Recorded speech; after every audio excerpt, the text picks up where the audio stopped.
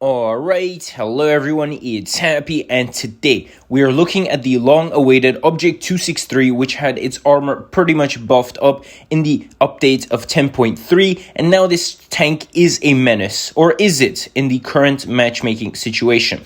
So let's take a look at this tank and of course compare it to other tier 10 heavies and see whether or not this tank is really that good.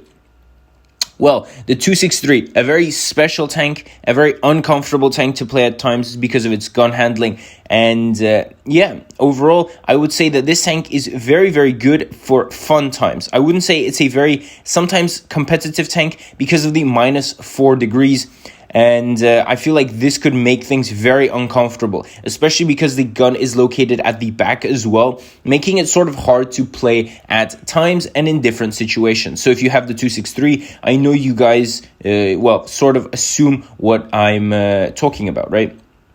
Now, if we look at the DPM, this tank has almost 4,000 DPM. 4K, that is a lot. This is monstrous. This is going to rip you to shreds if you are trying to duel this tank in a 1 versus 1. Not only is this tank going to be probably more mobile than you, and it's going to have more DPM and more armor than you, you're just going to get absolutely destroyed. You're going to get absolutely destroyed. This is something very cool about this tank. With 460 alpha, I mean, the alpha is not that big, and this is where I dislike the tank. Not the alpha, but rather the weapon handling. The weapon handling is like a tank that has 500 plus damage, something like the Foch. Because to be fair, the Foch has better dispersion than this tank, guys. And the Foch has 500 alpha, right?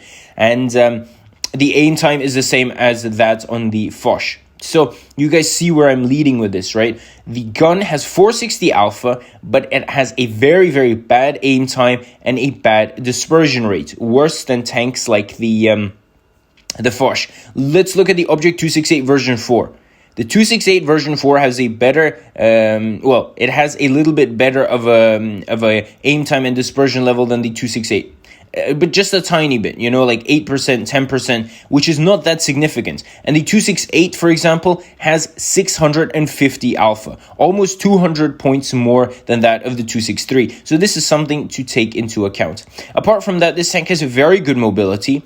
So 50 kilometers forward with a power to weight ratio of 17.8. This tank is basically going to be flying around the map. This is literally a very, very fast tank.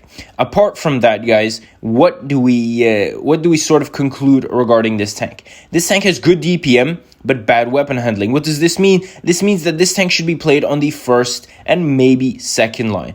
If you're playing this on a third line, then you're playing this tank wrong, because this tank has very good mobility, very good armor, but very bad weapon handling. So you shouldn't be sitting on the third line with 460 alpha trying to pew at tanks, because it simply will not work. You need to be on the first or second line in order to sort of brawl and fight heavy/medium tanks right on the front line, not behind them, because you have enough armor, but you don't have the accuracy or the aim time in order to fight long ranges.